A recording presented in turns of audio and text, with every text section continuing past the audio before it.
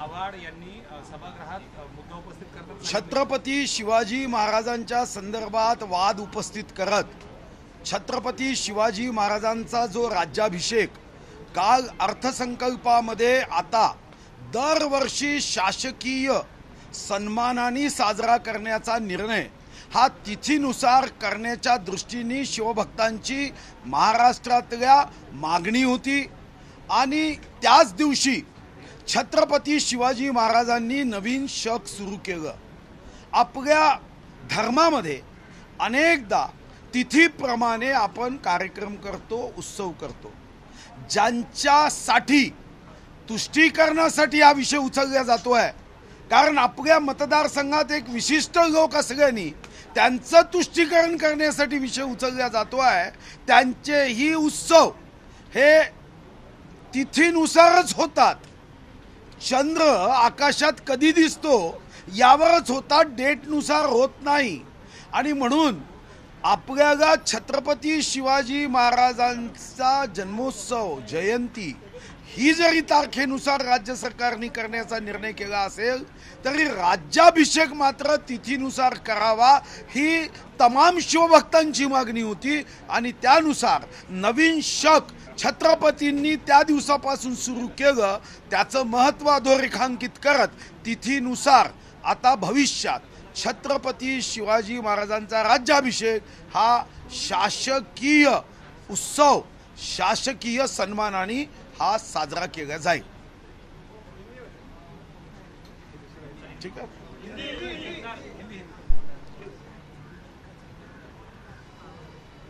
मुझे लगता है कि महाविकास आघाड़ी के लोगों को समाज में झगड़े लगाकर भ्रम निर्माण करके वोट प्राप्त करने का एक व्यसन लगा है और इसी व्यसन के आधार पे तर्कहीन बातों को लोगों तक पहुंचा के भ्रमित करने का काम ये महाविकास आघाड़ी के नेताओं ने शुरू किया है। छत्रपति शिवाजी महाराज के राज्याभिषेक को तिथि के अनुसार करने के हिसाब से लाखों शिव भक्तों की ये मांग थी। जब छत्रपति शिवाजी महाराज का राज्याभिषेक पिछले साल 2 जून को तिथि के अनुसार किया गया और इस वर्ष 20 जून को तिथि के अनुसार किया गया, तब ये तय किया गया, वहाँ मांग की गई है कि तिथि के अनुसार करना ही है। मगर इसके आगे सरकार के माध्यम से छत्रपति शिवाजी महाराज के राज्याभिषेक का उत्सव समारोह होना चाहिए। अब सरकार ने बजट में निर्णय किया है कि इसके आगे छत्रपति शिवाजी महाराज का राज्याभिषेक ये तिथि के अनुसार होगा, क्योंकि उसी दिन शके शुरू हुई थी। अब ये जो शिव शक शुरू हुआ है ये तिथि का अपने आप में महत्व है, मगर महाविकास आघाड़ी के कुछ नेता अपने मतदार संघ के विशिष्ट समुदाय और मतदारों के तुष्टीकरण के लिए उनके भी उत्सव ये तिथि के अनुसार होते हैं, चांद कब दिखता उसके अनुसार होते हैं, उस पर उनका विरोध नहीं है। मगर यहाँ जब छत्रपति शिवाजी महाराज की बात आती है तो कुछ ना कुछ भ्रम पैदा करते हुए समुदाय के बीच में, समाज के बीच में समरसता को नष्ट करने का काम अपने स्वार्थ के लिए, खुर्ची के लिए, सत्ता प्राप्त करने के लिए ये नेता लोग कर रहे हैं। सर, लाडकी बहीण योजनेअंतर्गत सरकारने महिलांना 1500 रुपये अनुदान देण्याची घोषणा केली आणि ज्या महिलांना त्यामध्ये ज्या अटी शर्ती आहेत त्यानुसार दुसऱ्या शासकीय योजनेचा ज्या महिला लाभ घेत आहेत त्यांना मात्र ही योजना लागू होणार नाही असं देखील म्हणण्यात आलेलं आहे। शिवाय 2.5 लाखापर्यंत उत्पन्न असेल किंवा 5 एकरपर्यंतची जमीन आहे अशा काही अटी शर्ती घातल्या, त्यामुळे बहुतांश महिलांना याचा फायदा होणार नाही असं देखील बोललं जातं। नाही, असं म्हणणारे लोक ही योजना प्रस्तावित झाल्यावर, घोषित झाल्यावर ज्यांचं पोट दुखायला लागलं, कारण ही योजना प्रस्तावित करताना 2 गोष्टी अतिशय स्पष्टपणे आपल्या अर्थसंकल्पाच्या भाषणामध्ये व्यक्त केल्या गेल्या। एक, या योजनेसाठी एकूण वर्षाचा भार 46,000 कोटीचा आहे आणि दुसरा आकडा 2,48,00,000 महिलांना याचा फायदा होणार आहे। 2,48,00,000 महिलांना जेव्हा फायदा होणार आहे हा आकडा घोषित होते आहे, याचा अर्थच असा आहे की आपल्या राज्यामध्ये मोठ्या संख्येने या निकषामध्ये बसणाऱ्या 2,48,00,000 महिला आहे। आणि म्हणून विरोधी पक्षाच्या वतीने जो असा भ्रम मायावी प्रचार केला जातोय, जोसेफ गोबेल्सला लाज वाटावी असा प्रचार केला जातोय, मी आपल्या माध्यमातून या महाराष्ट्राच्या 36 जिल्ह्यातील तमाम आमच्या बहिणींना विश्वास देतोय। माननीय मुख्यमंत्री महोदयांनी, माननीय उपमुख्यमंत्री महोदयांनी व माननीय उपमुख्यमंत्री व अर्थमंत्री महोदयांनी अतिशय अभ्यास करत जुलै महिन्यातच 1,500 रुपये या महाराष्ट्राच्या 2,48,00,000 बहिणींच्या खात्यात जाईल याचा आढावा अगोदरच घेतलेला आहे। आणि म्हणून हे बसणार नाही ते बसणार नाही असा भ्रम निर्माण करायचा आणि खटाखट 8,500 रुपये आम्ही देणार होतो तेव्हा मात्र सरकारच्या तिजोरीची चिंता पडली नाही। पण आता अशी चिंता व्यक्त करताय जे लोक आता पुन्हा सत्तेत येऊ शकणार नाही कदापिही, कारण लोकांना डबल इंजिनचं सरकार हवं आहे। केंद्रात माननीय विश्वगौरव नरेंद्र मोदींचं सरकार आहे। राज्यात चुकूनही जनतेने आपल्या पायावर धोंडा मारून घेतला असता तर त्याचं नुकसान विधानसभेत निश्चितपणे होईल। आणि म्हणून जनता पब्लिक आहे, समजदार आहे, तेव्हा तुमच्या भ्रमाला बळी पडली, आरक्षण बंद होणार।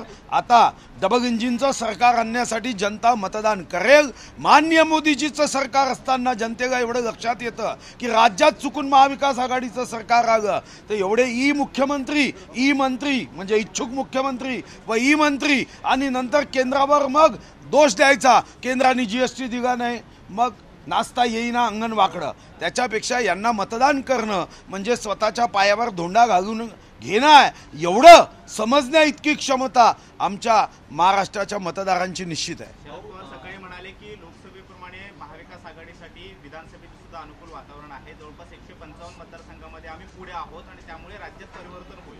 नाही, असं म्हटल्याने परिवर्तन होत नाही असं ते लोकसभेतही म्हणाले। ते म्हणाले की मोदीजीने हमारे शपथ में आना चाहिए। मोदीजींच्या शपथ ग्रहण समारोहात यांना तोंड दाखवायला जागा नाही राहिली, हे असंच म्हणायचे। आता मोदीजीचा निरोप समारंभ, मोदीजीचा निरोप समारंभ। मोदीजी पुन्हा प्रधानमंत्री झाले, काँग्रेसच्या 15 वर्षाच्या एकूण जागांपेक्षा भारतीय जनता पार्टीच्या 240 जागा आहे। सारे इंडियाला 36-38 पक्ष एकीकडे फक्त एक अकेला मोदीजी 240 जागा जिंकल्या। सारे 36-38 पक्षांच्या जागा एकत्र आणून सुद्धा ते 240 जागा हे पर्यंत पोहोचू शकले नाही आणि तिथेही निरोप समारंभ द्यायला निघाले। पण यांना रस्त्यावर सुद्धा निरोप द्यायला एक सुरक्षा गार्ड सुद्धा नव्हता, ही त्यांची अवस्था आहे। आताही ते अहंकाराने म्हणताय निरोप समारंभ देऊ, मी तुम्हाला हमखास सांगतो जे केंद्रात झालं ते राज्यात होईल। शिंदेचं सरकार हे उपमुख्यमंत्री आणि अर्थमंत्री अजितदादा पवारांनी अर्थसंकल्प सादर केला किंवा मांडला। माजी अर्थमंत्री आहेत जयंतराव पाटील, जे प्रदेशाध्यक्ष आहेत राष्ट्रवादी काँग्रेस शरदचंद्र पवार पक्षाचे, ते म्हणतायत एकंदरीत अर्थसंकल्पावर टीका करताना चद्दर लगी पटणे, खैरात लगी पटणे, याचा एकंदरीत तुम्ही सर्वात किंवा याचा अर्थ काय सांगा? नाही, याचा अर्थ एवढाच आहे की जेव्हा आपल्याला आर्थिक तुलनेवर बोलता येत नाही, जेव्हा आकड्यांच्या आधारावर तर्कसंगत मनोगत व्यक्त करता येत नाही, तर्कसंगत जनतेला सांगता येत नाही, तेव्हा चद्दर लगी फटणे अशा सारख्या वाक्याचा उपयोग करावा लागतो। या वाक्याने आर्थिक स्थिती किंवा यावर चर्चा करता येत नाही। चर्चा करायची असेल तर तुमच्या कार्यकाळात आपली राज्याची आर्थिक स्थिती कशी होती। आज 40.44 लक्ष कोटीचा GSDP महाराष्ट्राचा आहे। महाराष्ट्र वेगाने आर्थिक शक्तिशाली राज्य होते आहे। या महाराष्ट्र जेव्हा शक्तिशाली राज्य होते आहे तेव्हा आकड्यांनी तुम्हाला सांगता येत नाही, मग असे आकडे वापरायचे। योजना कशा होईल, अरे योजना कशा होईल म्हणजे अरे 7th पे कमिशन देतो आम्ही, एका वर्षात 44,000 कोटीचा भार उचलण्याची जर क्षमता आहे तर 2,48,00,000 आमच्या बहिणीसाठी आम्ही काय 46,000 कोटी देऊ शकत नाही। आणि म्हणून आकड्यावर चर्चा करायची नाही। पहिल्यांदा खोटा नरेटिव्ह सेट केला, भ्रम निर्माण केला की आम्ही दरडोई उत्पन्नात मागे येतोय। 1 मे 1960 पासून 2013 पर्यंत तुमचं राज्य होतं ना, तुमचं दरडोई उत्पन्न 1,25,000 होतं। आम्ही 10 वर्षामध्ये 2,77,000 रुपयापर्यंत केलं, म्हणजे 1,52,000ची वाढ झाली। 5 वर्षामध्ये आमचा जेवढा GSDP वाढतो तेवढा राजस्थानच्या जन्मापासून आजपर्यंत वाढत नाही. ही महाराष्ट्राची शक्ती आहे. पण महाराष्ट्राचा अवमान करायचा, आई बहिणींना आम्ही एखादी योजना दिली तर 2,48,00,000 महिलांचा अवमान करायचा, शेतकऱ्यांना 14,700 कोटी रुपयाची वीज सवलत दिली तर यांना करंट लागतो, 10 लाख तरुणांसाठी 10,000 कोटीची योजना केली, 10,000 रुपये प्रत्येकी दिले की यांना मात्र मग कसं तरी कासावीस व्हायला सुरुवात होतं. हे आकड्यावर जेव्हा बघू शकत नाही तेव्हा चद्दर लगी फटणे, यांचा मतदारसंघ लगे फटणे आणि तिकिटा लगी बटणे अशा पद्धतीची वाक्य वापरावी लागतात. सरकार हे मोदी शहांची नकली संतान आहे असं वक्तव्य संजय राऊत यांनी केलं. त्यांच्याकडून चांगल्या शब्दाची अपेक्षा करू शकता का? तुमच्यापैकी एकाने तरी छातीवर हात ठेवून सांगावं की त्यांच्याकडून आपण लोकशाहीमधल्या लोकशाहीला साजेशा शब्दाचा आपण त्यांच्याकडून करू शकतो, ते उच्चारतील. आता ते मोदीजींची अवैध संतान काय, औरंगजेब काय अशा पद्धतीच्या वाक्याचा उपयोग करायचा आणि तो उपयोग करून त्यांना वाटतं की आपल्याला हा विजय लोकसभेचा प्राप्त झाला आहे तो संख्येच्या आधारात आहे, मतदानाच्या आधारात नाही. मतदानात 2,50,00,000 त्यांना आहे, 2,48,50,000 हे आमच्या महायुतीला आहे. मुंबईत 26 लाख मतदारांनी जनादेश आम्हाला दिला आहे, 24 लाख मतदारांनी त्यांना दिला आहे. त्यामुळे काही दिवसाचा हा अहंकार आहे. जेव्हा विधानसभेच्या निवडणुका होतील तेव्हा पुन्हा तुम्ही मला प्रश्न विचार. भाऊ, आपण जर बघितलं तर शरद पवारांनी आता एक वक्तव्य केलं की महायुतीची सगळ्यात मोठी अडचण अजित पवार आहेत, त्यावर बोलणं योग्य नाही. तो त्यांचा व्यक्तिगत पारिवारिक तो भाव आहे. त्यांना असं वाटतं की आता अजितदादा म्हणजे विभीषण आमच्या या सर्व लंकेतून बाहेर निघाला आहे तर आता विभीषणालाच काय अडचणीत आणता येईल. अजितदादाला अडचणीत आणण्याचा दूरपर्यंत प्रश्न नाही. आमच्या सोबत अजितदादा आले आहे. अजितदादांनी माननीय मुख्यमंत्री व माननीय देवेंद्रजीच्या सहकार्याने उत्तम अर्थसंकल्प सादर केला आहे आणि भारतीय जनता पार्टी किंवा महायुतीमध्ये अजितदादांची दूरपर्यंत कुठेही अडचण नाही. हम तीनों साथ में लढेंगे आणि आमच्यासोबत रामदास आठवलेजी, माननीय जोगेंद्र कव्याडीजी आणि आमचे जे महादेव जानकरजी हे सर्व राहतील. हा एखाद्या निवडणुकीमध्ये कमी पडलो याचा अर्थ काही स्थायी स्वरूपामध्ये आम्ही निवडणुकीत मागे पडू असा नाही. असं वक्तव्य करण्याचं कारण याकडे कसं बघतात? नाही, हे वक्तव्य करून भारतीय जनता पार्टीच्या कार्यकर्त्यांमध्ये अशा पद्धतीचं वातावरण आहे असं सांगण्याचा ते प्रयत्न करतात आणि मग एखादा भाजपचा कार्यकर्ता अजितदादांच्या बद्दल एखादं वाक्य वापरलं असेल तर राईचा नाही, राईच्या फोटोचा पर्वत कसा करायचा याचा हा एक असफल प्रयत्न आहे. पण अशा सुपीक समजणाऱ्या नापीक आयडियांना कोणी बळी पडणार. भाऊ एक शेवटचा प्रश्न आहे की तिसरं अधिवेशन आहे पण सभापती पदाची अद्याप जी आहे ती निवडणूक झालेली नाही. बावनकुळे सर म्हटले होते की सभापती हा आमचाच असणार. तुम्ही आता सभागृहाचं कामकाज चालू झालं, तुम्ही कसं बघता या विधानाला? नाही, कधी तांत्रिक अडचणी असतात. तुम्हालाही माहिती आहे की विधानसभाचा अध्यक्ष यांनी राजीनामा दिल्यानंतर 1.5 वर्ष विधानसभेचा अध्यक्ष नियुक्त झाला नाही. कधी काही कायदेशीर तांत्रिक काही अडचणी असतात पण काम थांबत नाही.